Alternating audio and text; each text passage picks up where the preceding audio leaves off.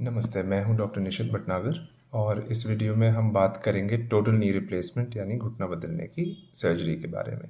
Normal घुटने में दोनों ऊपर और नीचे की बोन्स के बीच में एक इक्वल स्पेस या बराबर गैप होता है। इस गैप के अंदर एक सॉफ्ट गद्दी या कुशन जिसको कार्टिलेज या मेनिस्कस कहते हैं वो होता है और घुटने का अलाइनमेंट है वो बिल्कुल सीधा होता है। साथ एज के साथ साथ जब घुटना घिस जाता है तो ये जो गैप है दोनों हड्डियों के बीच में वो कम हो जाता है और हड्डी हड्डी पे बोन पे छूने लग जाती है, रगड़ खाने लग जाती है और जो घुटने का शेप है वो भी एक तरफ को झुक जाता है या टेढ़ा हो जाता है। जो साइड व्यू में नॉर्मल घुटना होता है उसका जो सरफेस होता है बिल्कुल स्मूथ होता है और आउटलाइन स्मूथ होती है। जैसे जैसे वेर एंड टेयर या आर्थराइटिस होती है तो उसकी जो आउटलाइन है वो रफ होनी शुरू हो जाती है और एक्स्ट्रा हड्डी यानी ऑस्टियोफाइट्स बनने शुरू हो जाते हैं जो हमारे मूवमेंट में अटकते हैं, पेन करते हैं। नी रिप्लेसमेंट सर्जरी में आइए देखते हैं हम क्या करते हैं। तो सबसे पहले हम बोन के कुछ कुछ स्लाइसेस हटाते हैं जिसमें कार्टिलेज जो घिसा हुआ है और बोन जो घिसी हुई है वो सारी की सारी हम हटा देते हैं। इसके बाद हम नीचे वाली बोन के भी ऐसे ही जो घिसा हुआ कार्टिलेज या घिसी हुई बोन है उसका एक स्लाइस को हटाते हैं और फिर हम करेक्ट साइज के एक ट्रायल इम्प्लांट को डाल के चेक करते हैं कि घुटना स्टेबल है कि नहीं।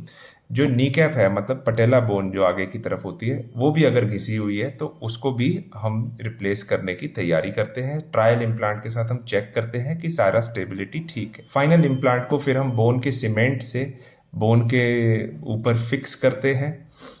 ऐसे ही पटेला के ऊपर भी हम बोन सीमेंट लगा के पटेला के भी प्लास्टिक को फिट करते हैं और जब एक बार सीमेंट हार्ड हो जाए मतलब वो फिक्स हो जाए फिर हम जो फाइनल प्लास्टिक का जो गैप स्पेसर होता है उसको डालते हैं। तो नी रिप्लेसमेंट सर्जरी के बाद ऐसा दिखता है कि वापस जो गैप पहले एक तरफ को कम हो गया था वो वापस हमने दोनों तरफ बराबर बना दिया है। साइड व्यू में भी जो सारे ऑस्टियोफाइट्स दिख रही थी उसको हमने हटा दिया तो अब दोबारा से जो शेप है और सरफेस है वो बिल्कुल स्मूथ हो गया है और तो उसका मूवमेंट नी का खुल जाता है और फ्री हो जाता है। मेन एम हमारा नी रिप्लेसमेंट का ये भी होता है कि जो घुटना टेढ़ा हो चुका है आर्थराइटिस की वजह से, दोनों बोन्स के बीच में एंगल आ चुका है, वो भी सीधा हो जाए जिससे हमारा चाल भी बेटर हो जाए और हमारे मसल्स भी प्रॉपरली काम कर सकें। इम्प्लांट जो हम यूज करते हैं इसके 3 पार्ट्स होते हैं। जो ऊपर वाली बोन पे फिक्स होता है उसको फीमर कंपोनेंट कहते हैं, नीचे वाली बोन पे जो फिक्स होता है उसको टिबियल बेस प्लेट कहते हैं और ये दोनों चीजें मेटल की होती हैं और इन दोनों के बीच में एक प्लास्टिक का स्पेसर आता है जिसको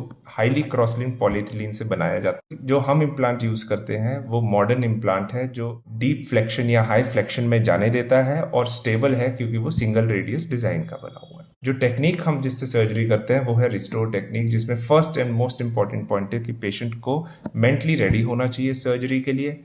पेन को कम करने के लिए और पेन रिलीफ सर्जरी के बाद देने के लिए हम एपिड्यूरल एनेस्थीसिया या फिर नर्व ब्लॉक भी देते हैं। सबवास्टस अप्रोच जिसमें हमें मसल को कट नहीं करना पड़ता, सिर्फ साइड में खिसकाना पड़ता है, वो वाली अप्रोच यूज करते हैं। टूर्निके एक चीज होती है जो ब्लड सप्लाई को थाई से रोक देता है, लेकिन इससे पाया जाता था कि मसल को बहुत डैमेज होती थी तो ये हमने यूज करना बंद कर दिया है। स्टेप वाइज हम सर्जरी में चलते हैं ताकि कोई भी शॉर्टकट ना हो और एक एक चीज बिल्कुल परफेक्टली हो। रोबोटिक सर्जरी की भी टेक्निक अब स्टार्ट हो चुकी है। सारे पेशेंट्स को इसकी जरूरत नहीं होती, जिनके लिए जरूरत होती है उनमें हम रोबोटिक भी यूज करते हैं। अर्ली फिजियोथेरेपी और अर्ली रिहेबिलिटेशन करके पेशेंट को best result as quickly as possible दे सकते हैं। रोबोटिक सर्जरी का कंसेप्ट मैं आपको एक बार समझा देता हूं। रोबोट के ऊपर कुछ सेंसर्स लगे होते हैं जिसके अंदर जब हम पेशेंट के बोन का सीटी स्कैन और डेटा फीड करते हैं तो वो एक 3D मॉडल बनाता है बोन का।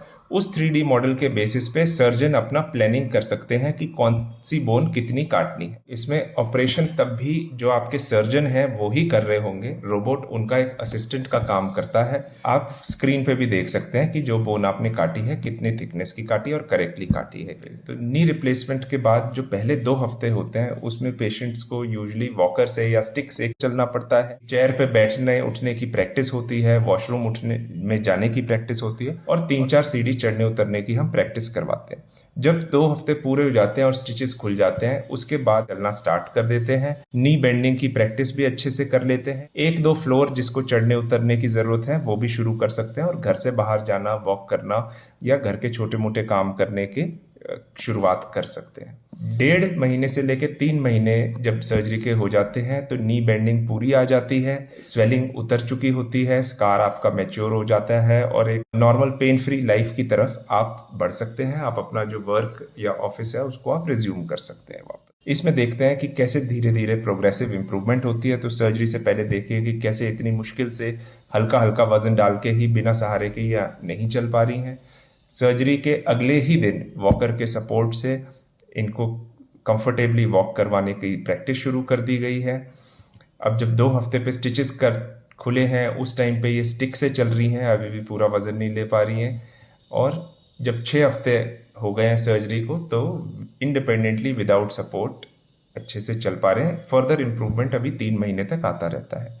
तो फाइनल रिजल्ट आप देखिए कि सर्जरी से पहले चाल ऐसी थी कि एक तरफ झुक झुक के चलते थे, घुटने बिल्कुल टेढ़े थे, वॉकिंग स्पीड स्लो थी और हर स्टेप के साथ साथ थोड़ा सा पेन होता था। और ये सर्जरी के 3 महीने बाद सीढ़ी चढ़ना, सीढ़ी उतरना और नॉर्मल वॉकिंग बिल्कुल परफेक्टली रिज्यूम हो चुकी है। सर्जरी से पहले कई लोगों की डिफॉर्मिटीज़ बहुत ज़्यादा होती हैं, इतना टेढ़ापन होता है, सर्जरी के बाद बिल्कुल सीधा हो चुका होता है।